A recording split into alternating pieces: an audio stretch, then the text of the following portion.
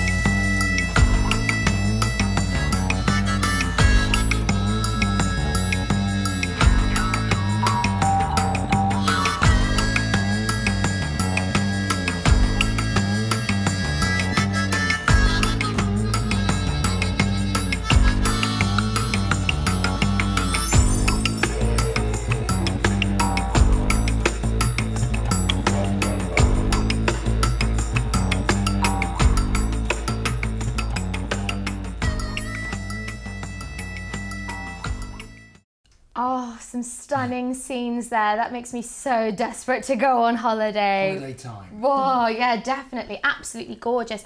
You travelled through Western Australia when filming Tropic of Capricorn. What a fabulous name for a programme. Did you recognise any of those scenes? Well, I certainly recognise the general beauty that you saw in the pictures. Yeah, I've certainly seen that in Western Australia. Tell me about your adventures, because obviously you know Western Australia well. What was your favourite part of it? I would say my favourite bit, if I had to pick one specific place, is a national park called Karijini. Okay. Which is absolutely stunning. It's the second largest national park in Western Australia. It's a little bit of a trek to get there, but I think that adds to the whole adventure, adds to the excitement of being in the place. You've got to put some effort into it, and then you get a real reward. It's a very beautiful park with mountains and these deep red gorges that you can climb down into that are almost like a lost world. Absolutely stunning. Now we're talking to all the people out there who want to get involved with the adventure and go on holiday out there, and obviously not necessarily totally camping out and eating, you know, raw plants and things, but on a softer level of adventure. What can tourists do adventure-wise in Western Australia? Well, I think you have options there. You know, parts of Western Australia are still undiscovered wilderness. It's one of the last great wilderness areas of the planet. Yeah. And I travel a lot, I travel for a living, and I know how rare and special that is. To actually go somewhere where you hardly see anybody else is an incredible opportunity. But if you want to do it with a little bit of luxury, you can. There are places, there are lodges you can stay, there are eco resorts you can stay. Oh yeah, and if you want to camp out and eat plants, well, there's somewhere for you there as well. But you've got options, and I think that's the main thing to remember. It's a vast, vast place. So it's not a little country. This isn't just a small part of a small country. This is a vast area of a massive country. And you've got everything you could imagine there. I love the sound of these eco resorts as well. And obviously later on we're going to be talking about off the beaten track as well, a little bit more about luxury holidays with you, Susan. Give us a sample of that. How luxurious are we talking? Well, I mean, you can get really, really beautiful, pristine luxury, which there are tents where you've got your own hammock, you've got your own solar panels, so you've got your own hot water. You've got a brass hand pump so that you can pump in water to your freestanding bath, and then you're looking out at the most amazing scenery. You know, you're just looking at pure white sands, really turquoise blue waters, and there's nobody else around, because I think, especially these days, we think that privacy is a huge luxury. And in Western Australia, you've just got this, so it's so easy to get a completely private experience. So, and then down in the south you have beautiful old lodges, colonial lodges that are just really, really beautiful, and for Australia they're ancient because they're about 100 years old. So, like Simon mentioned, there's so much space that people can really have privacy and have fun in your own space. But I think also, because there is so much room, they don't have to have one lodge banged up right next to another one. They can pick the best place to put it and the most beautiful location for it. and then somebody else comes along, they want to build a lodge, well, they can do it on the other side of the mountain range because you've got that scale. I mean, Western Australia is 11 times the size of the UK, so that's... And there's only 2 million people. Yeah, just Western Australia. And there are only 2 million people, and most of them are in Perth, so you only really have to go about half an hour outside of Perth, and it's like you're the first people who've ever been there. You know, that beach is yours. Well, going back to off the beaten track and adventures and you know, feeling like you're the only person there and really experiencing something new, camping, for instance, how easy is it to go on a camping holiday in Australia? It could not be easier. I mean, you've got the entire setup. You know, first of all, you've got the location. You've got a continent-sized country. You've got this vast area, Western Australia, but it's still got a degree of infrastructure. You can still get around. You haven't got to walk for 400 miles to the campsite. You can hire a car, you can drive out to the campsite, you can pick your location. You've got vast national parks. Everything is set up to make it easy for you to camp if you want to do so. Or, as we talk about, you can stay in rather more luxurious surroundings. I don't want to shock you, Simon, but I have actually camped in Australia in a proper campsite. And Did you have to put the tent up? I did have to put the tent up. Well, I watched someone put the tent up. But it's brilliant because they've got all the sort of barbecue stuff and everything. So it is really nice, even if it's sort of quite basic. You can pick how adventurous you want to be. I mean, you could walk out of Perth with nothing on your back, and I'm sure you could pick up, you know, you could hitchhike and you could buy things along the way, or you can go to a camp that's already been set up for you with hot and cold running water. You've got so many different options. It all sounds very lovely, but then there is a worry about the wildlife. You know, what are the chances of all these bugs and snakes and spiders? How dangerous is it, and should we be worried? I think it's a bit of hype, actually. Yeah. I think if you actually look at the figures, very few people are bitten, let's say, by snakes, for example, in Australia, although we all think of the places being crawling with them. And of that, a very small number actually die. And of course, that's a tragedy, but you have to keep it in perspective because we're in a country where tens of thousands of people are injured every year putting on their trousers, for goodness sake. So they have to just think about it carefully and obviously not take risks. But snakes, for example, do not want to go around biting people. They do not come out hunting you. They'll only really rear up and potentially strike at you if you tread on them. And there's very simple things you can do, like stamping your feet as you're walking through bush, and the reverberation should encourage them to move out of your way. Just educate yourself a little bit about it and don't be too worried. You definitely want to educate yourself because you're going somewhere spectacular and special, and you want to get the most out of your holiday or your adventure or your luxury travel trip. Now, whatever you're going to do, you should read up about it, I think. But it's brilliant that you can get really, you know, kangaroos will literally be bouncing around in front of you. If you go to somewhere like Exmouth, emus are walking down the street. I mean, it's just brilliant. It's not, it's a little bit scary, but it's not, they don't come near you, and they're so sort of tame because they're so used to the local people being there anyway. And I think that's all part of going to Australia, that you are going to think, oh my goodness, you know, there's a kangaroo here, like you might see a cat sitting on a wall, and that's how ordinary it is for them, and that makes an amazing holiday. It's ordinary for everybody there, but it's very exotic for us. Extraordinary for us. It makes it so memorable. You're really arriving somewhere completely different, and everything about it tells you that, and that makes it a very special experience. So for those who are worried about wildlife, we're quite literally just saying don't provoke animals and you'll probably be okay. I would turn it completely around and say it's not about being worried, it's about relishing that chance to see them, because get really close to them. Wildlife there is very exotic and magnificent. Nothing is going to be scarier than the minibar prices. That's always the way, isn't it? It's the minibar prices. They're the really terrifying things you've got to watch out for when you're in anywhere. Now, for those of you who are more likely to hang around a minibar and some luxury locations rather than camping out in Western Australia, we've got a lovely little clip for you, because now we're going to be talking about some luxury holidays.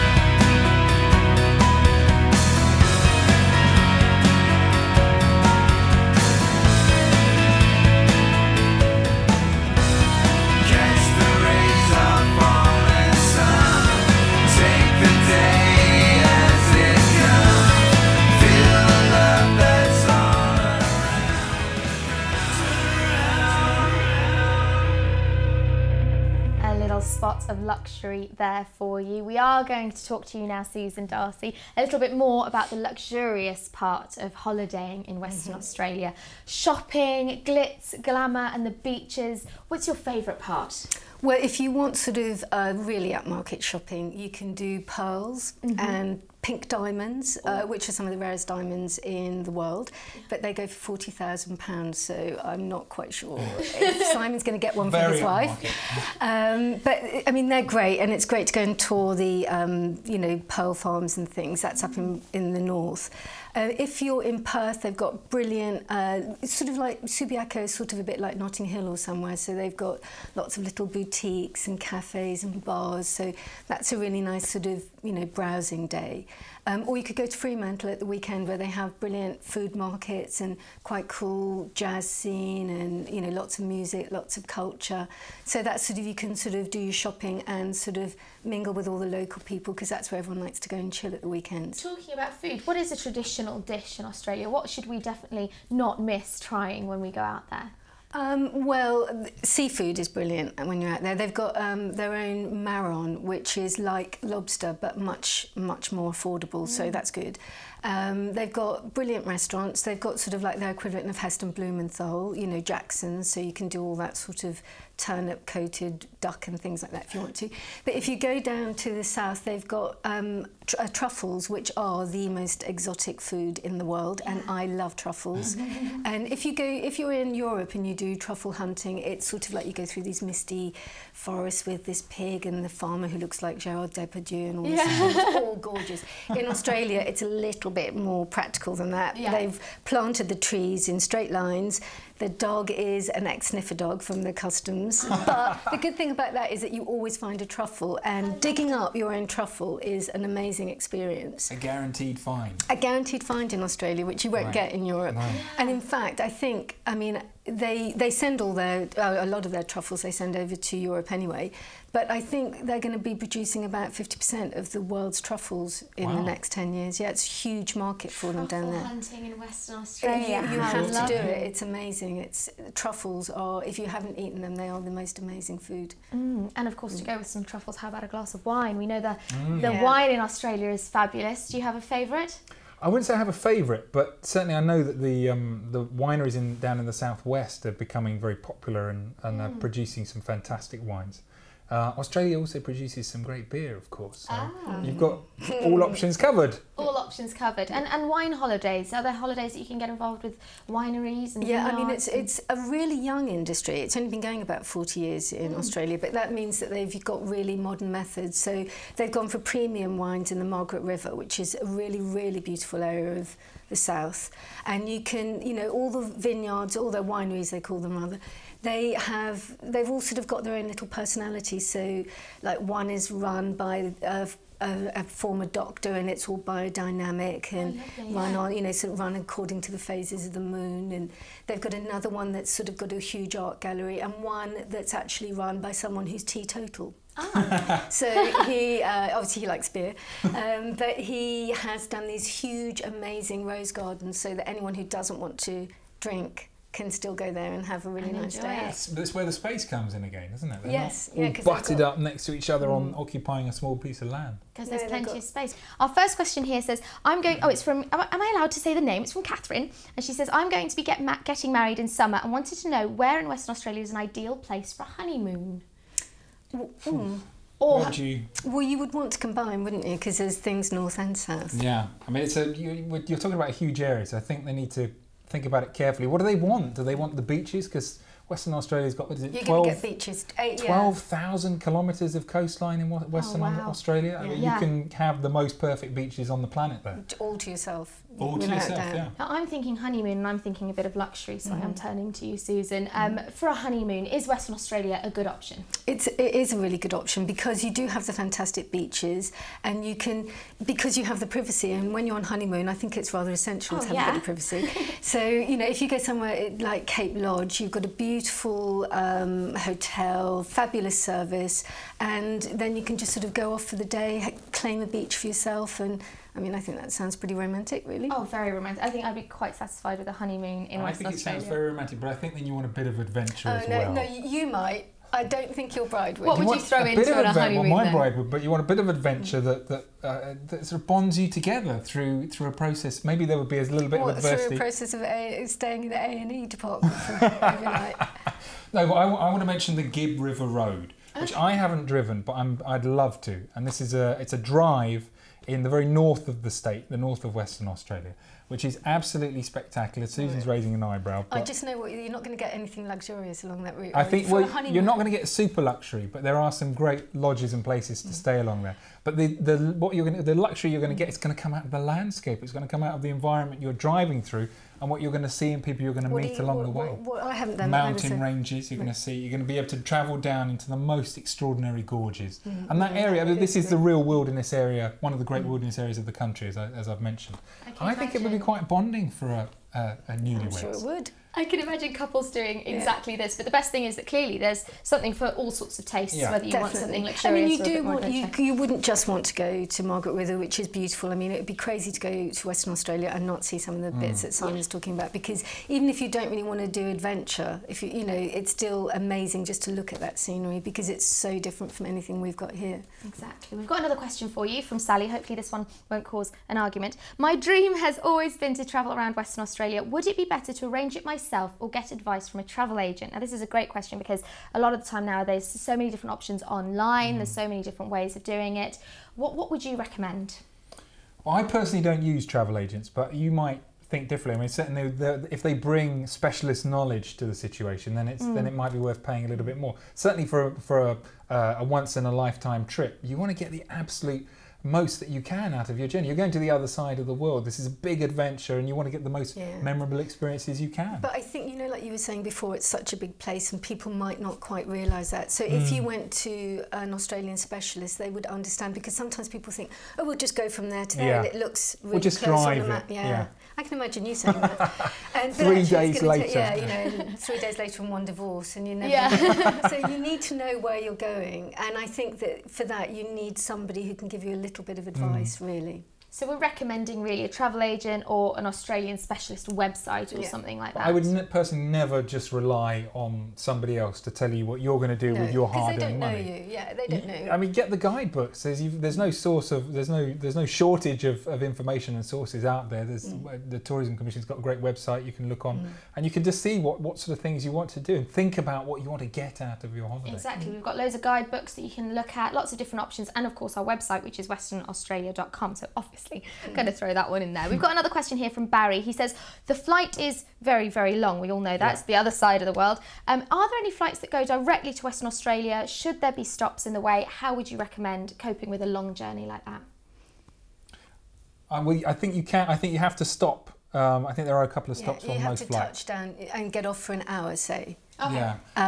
But that's quite good, because you get to stretch your legs and get off the plane for a bit. So. Have a little bit. Oh yes. Yeah. Get the so muscles there are no working direct again. flights No currently. Direct. But when people say, you know, it's a very long flight, maybe again, I'm trying to turn this into a positive. It's the other side of the planet.